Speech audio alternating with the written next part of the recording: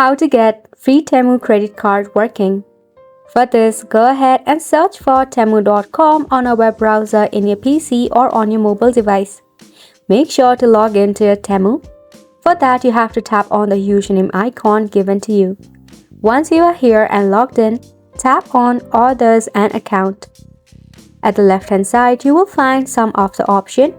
You have to scroll down until you find this option of your payment method.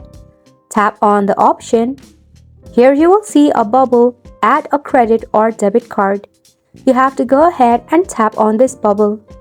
Now just go ahead and enter your 16-digit credit card number right here in this description box.